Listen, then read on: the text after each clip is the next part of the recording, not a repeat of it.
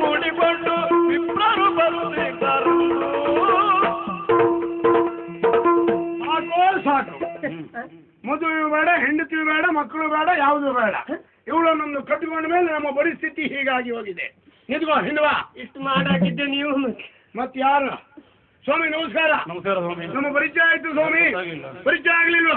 ಅಯ್ಯೋ, ಈ ಊರಿನಲ್ಲಿ ನಾರಾಯಣ ಭಟ್ಟ ಯಾರು ಅಂತ ಕೇಳಿದ್ರೆ ಪ್ರತಿಯೊಬ್ಬರ ಬಾಯಲ್ಲೂ ಇದ್ದವ. ನಾರಾಯಣ ಭಟ್ಟ? ಹೌದೌದು, ದೋಳಗಂಟೆ ನಾರಾಯಣ ಭಟ್ಟ.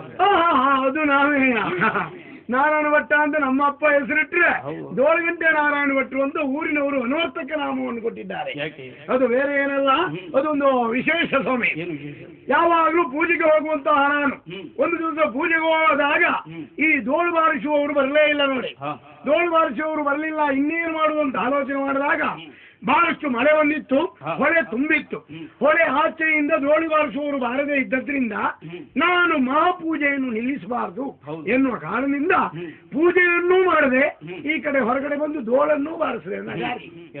ಹೌದು, ಇದನ್ನ ಯಾರೋ ಕಂಡವರು ಇವರು ಬರೇ ಪೂಜೆ ಮಾಡುವವರು ಮಾತ್ರ ಅಲ್ಲ, ದೋಳಗಂಟೆ ನಾರಾಯಣ ಭಟ್ರು ಅಂತ ಹೆಸರಿಟ್ರು.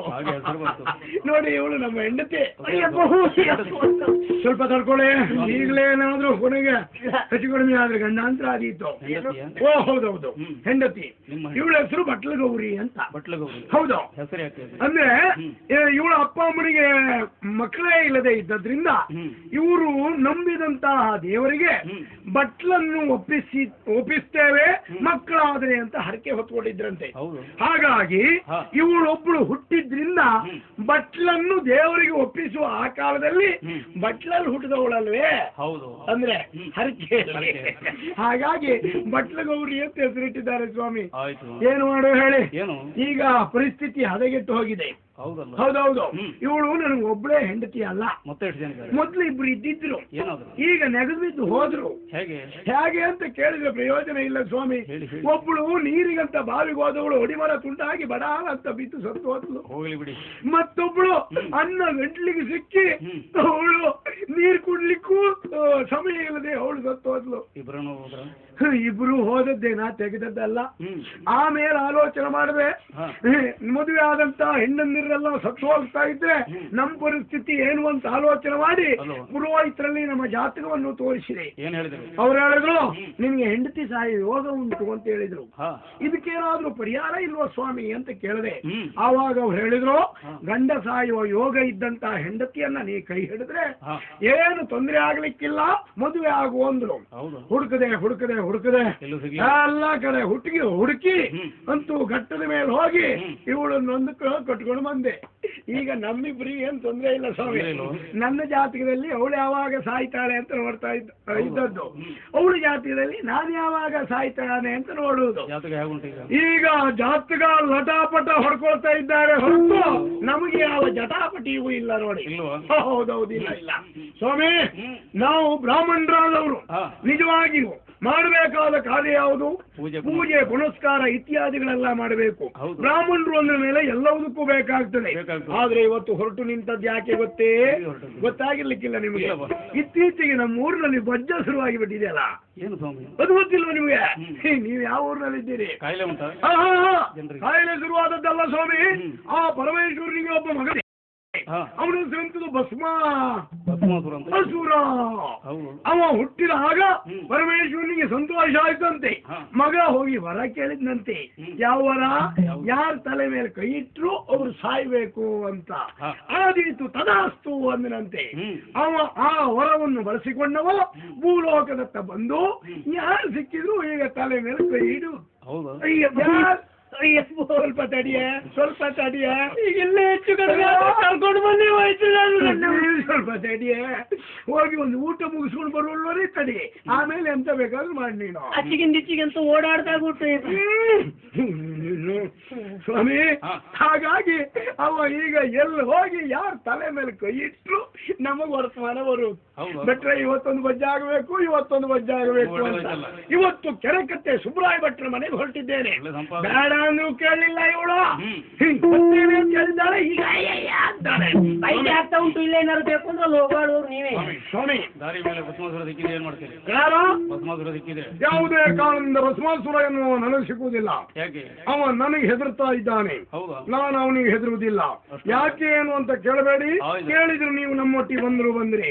ಹಾಗಾಗಿ ಯಾವ ಕಾಲದಲ್ಲಿ ಏನಾದ್ರೂ ಭಸ್ಮಾಸುರನಿಂದ ಆಪತ್ತು ನಿಮಗೆ ಬಂದ್ರೆ ನನ್ನನ್ನು ಕರೆಸಿ ಅವ ಜಾಗ ಬಿಡ್ತಾನೆ. ಹೌದಾ ಸುಳ್ಳ ನೋಡ್ತಾ ಇರಿ. ಹಾಗಾದ್ರೆ ಆದಷ್ಟು ಬೇಗ ಸುಬ್ರಾಯ ಭಟ್ರ ಮನೆಗೆ ಹೋಗಿ ಬರ್ತೇವೆ. ಅಲ್ಲಿವರೆಗೆ ಹೇಳಿ.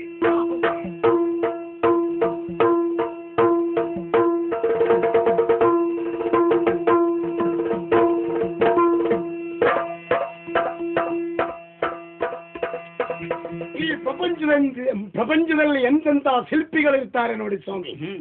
ಒಳ್ಳೆಯ ಶಿಲ್ಪಿ ಇದನ್ನು ತಯಾರು ಮಾಡಿ ನಿಲ್ಲಿಸಿದ್ದಾನೆ. ಕೆಲವರು ಮೂರ್ತಿಗಳನ್ನ ತಯಾರಿಸ್ತಾರೆ ಹೊರತು ನಿಲ್ಲಿಸಬೇಕಾದದ್ದು ಎಲ್ಲಿ ಅಂತ ಜಾಗ ಸಿಕ್ಕೋದಿಲ್ಲ ಅವರಿಗೆ. ಈ ಮೂರ್ತಿಯನ್ನ 3 ದಾರಿ ಕೂಡದಲ್ಲಿ ನಿಲ್ಲಿಸಬೇಕಾಗಿತ್ತು.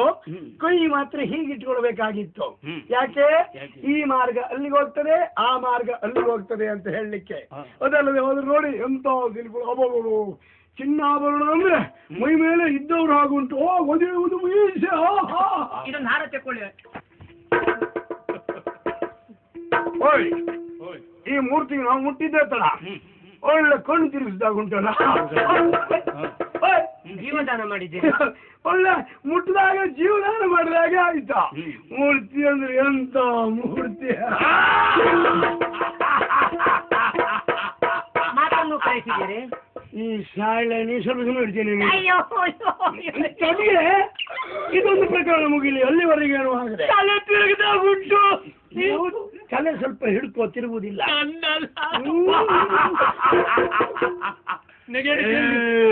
ದಾರಿಯಲ್ಲಿ ಒಂದು ಮೂರ್ತಿ ಉಂಟು ಅಂತ ನಾನು ಆಲೋಚನೆ ಮಾಡಿದೆ. ಯಾರ ನೀನು? ನೀನು ಯಾರ? ಯಾರು ನೀನು ಕೇಳಿದ್ರೆ ನನ್ನನ್ನೇ ಪ್ರಶ್ನೆ ಮಾಡ್ತಾ ಇದ್ದಾರಲ್ಲ. ನೀನು ಯಾರು? ಈ ಊರಿನಲ್ಲಿ ನನ್ನ ಹೆಸರು ಗೊತ್ತಿಲ್ಲದಿದ್ದವರೇ ಇಲ್ಲ. ಹಾಗಾದ್ರೆ ನಾರಾಯಣ ಭಟ್ಟ ಅಂದ್ರೆ ನಾನೇ. ನಾನು ಈ ಊರಿನವ ಅಲ್ಲ. ನನ್ನ ಹೆಂಡತಿ ಬಟ್ಲ ಗೌರಿ ಅವಳು. ಇವಳು ಬಟ್ಲು. ಬರೀ ಬಟ್ಲಲ್ಲ, ಗೌರಿ ಸೇರು. ಬಾಯಿಗಳೇ ಬೇಡ. ನೋಣ ಋಷಿಗಳೆಲ್ಲ ಬಾಯೊಳಗೋದ್ರು ನಿಮ್ಗೆ ಗೊತ್ತಾಗೋದಿಲ್ಲ. ಯಾರೋ ನೀನು? ನಾರಾಯಣ ಭಟ. ಭಟ್ರೆ ಅಂತ ಹೇಳೋ.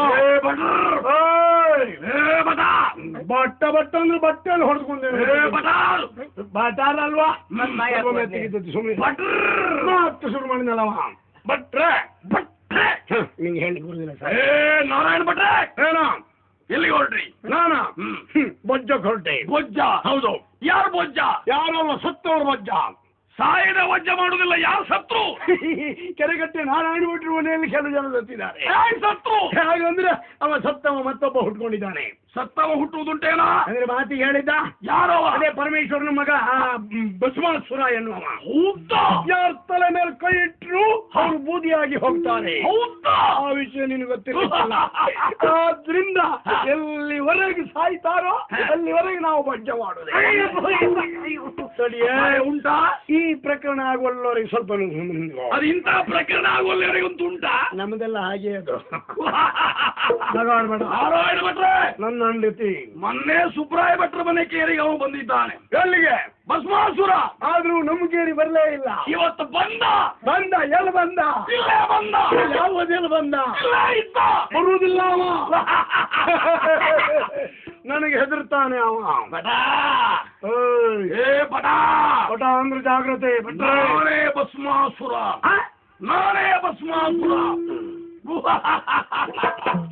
ಇವತ್ತು ನಿಮ್ಮ ಕೇರಿಗೆ ಬಂದ.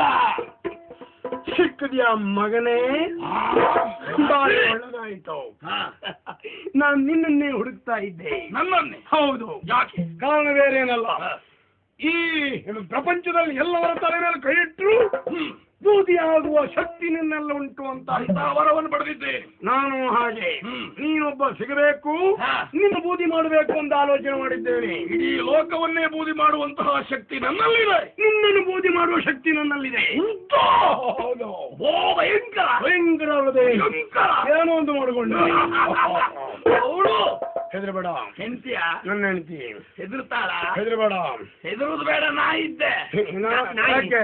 ಅಲ್ಲ, ಧೈರ್ಯಕ್ಕೆ. ಧೈರ್ಯಕ್ಕೆ ನೀನ್ ಬೇಡ, ನಾವಿರುವವರೆಗೆ ನೀನ್ ಯಾಕೆ? ಏ ಬಟ, ಪಾಪಿ ಮಗನೇ, ನಿನ್ನನ್ನು ಸುಟ್ಟು ಅವಳಿಗೆ ನಾನಿದ್ದೆ ಅಂದದಕ್ಕೆ ಸುಡುವುದಕ್ಕೆ ನೋಡೋ. ಅದೇನು ಬೂದಿ? ಇದು ನಮ್ಮ ಅಪ್ಪಯ್ಯನ ಬೂದಿ. ಏನು ಅಪ್ಪಯ್ಯನನ್ನು ಸುಟ್ಟು ಬೂದಿ ಹೊಳಗೆ ಹಾಕಿಲ್ವಾ? ಅಪ್ಪಯ್ಯನನ್ನು ಸುಟ್ಟು ಬೂದಿ ಅಲ್ಲ, ಭಸ್ಮ. ಏನದು? ಸಾಯುವ ಕಾಲದಲ್ಲಿ ಕೊಟ್ಟಂತ ಭಸ್ಮ. ಏನು? ಮಗನೇ ನಾರಾಯಣ ಭಟ್ಟ, ಯಾರು ನಿನ್ನ ವೈರಿಗಳಿದ್ದಾರೋ ನನ್ನನ್ನು ನೆನಪಿಸಿಕೊಂಡು ಅವರ ತಲೆ ಮೇಲೆ ಈ ಬೂದಿ ಹಾಕಿದಾಗ ಭಸ್ಮಾಗಿ ಹೋಗ್ತಾರೆ ಅಂತ ಹೇಳಿದ್ದಾರೆ. ಹೌದಾ? ಇವತ್ತು ಪ್ರಥಮವಾಗಿ ಸಿಕ್ಕದವನೇ ನೀನು. ಪ್ರಥಮ ಪ್ರಯೋಗ ಇಲ್ಲಯ್ಯ. ಆದ್ರಿಂದ ಪ್ರಥಮ ಪ್ರಯೋಗ ನಿನಗೆ. ಹಾಗಾದ್ರೆ ಪ್ರಥಮ ಪ್ರಯೋಗಕ್ಕಾಗಿ ಇಷ್ಟು ಸಮಯ ಕಾಯ್ತಾ ಇದೆಯಾ? ಏನೋ ನಿನ್ನನ್ನು ನೋಡಿದ್ರೆ ನನಗೆ ಸ್ವಲ್ಪ ಅನುಕಂಪ, ಹಾಗಾಗಿ ನನ್ನ ಕೈಯಲ್ಲಿ ನೀ ಸಾಯಬೇಡ. ಹೋಗೋ. ಯಾರು? ನೀನು. ನಾನು? ನೀನು ಹೋಗೋ. ನಿನ್ನ ಬೂದಿ ಏನು ಅಂತ ನೋಡ್ತೇನೆ ನಾನು. ಹೋಗುದಿಲ್ವಾ? ನಾನು ಕೆಲವು ಬೂದಿ ನೋಡಿದ್ದೇನೆ. ಈ ಬೂದಿ ಯಾವುದು ನೋಡುವ? ಅಪ್ಪಯ್ಯ ಅಪ್ಪ ಎಲ್ಲಿದ್ದ? ಮೇಲಿದ್ದಾನೆ. ಒಂದ್ ಜಾಗ ಇಟ್ಕೊಳ್ಳಿಕ್ಕೆ ಹೇಳು, ಬರ್ತೇನೆ ಅಂತ ಹೇಳು. ನಿನ್ನೀಗ ಕಳಿಸ್ತೇನೆ ಅಲ್ಲಿಗೆ. ನಿನ್ನ ಅಪ್ಪ ಇಲ್ಲ, ನಾ ಹೋಗುದಿಲ್ಲ, ನೀನೇ ಹೋಗುದು. ಸ್ವಲ್ಪ ಹತ್ರ ಬಂದಿದ್ದಾನೆ.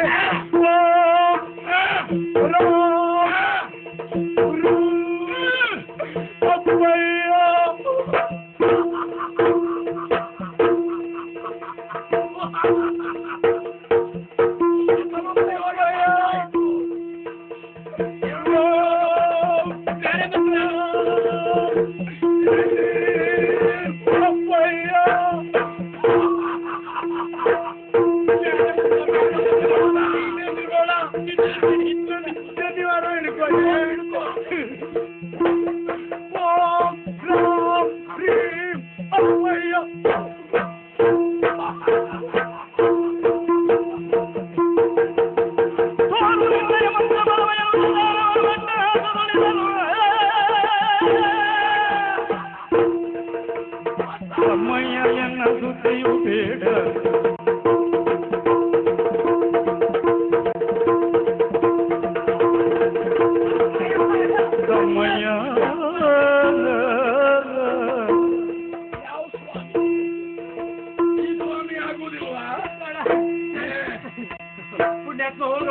ಗಂಟೆ ನಾರಾಯಣ ಭಟ್ರು ಡೋಲನ್ನು ಅಡ್ಡಿಲ್ಲ ಭಟ್ರು.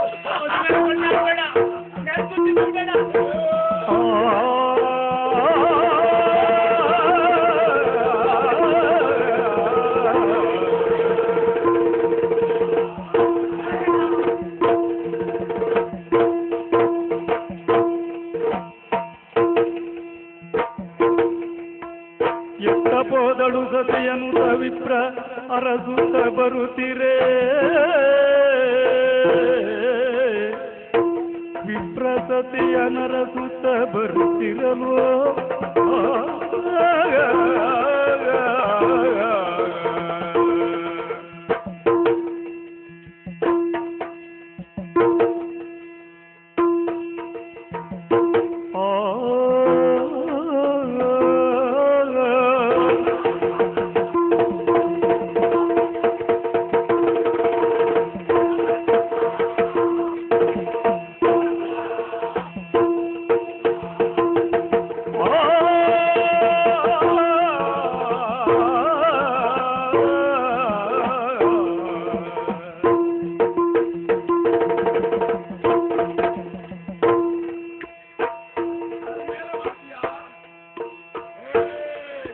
ಎನ್ನ ಸುದ್ದಿಯು ಬೇಡ ತಮ್ಮಯ್ಯ ನೀ ತೆರಳುವುದೊಳಿತು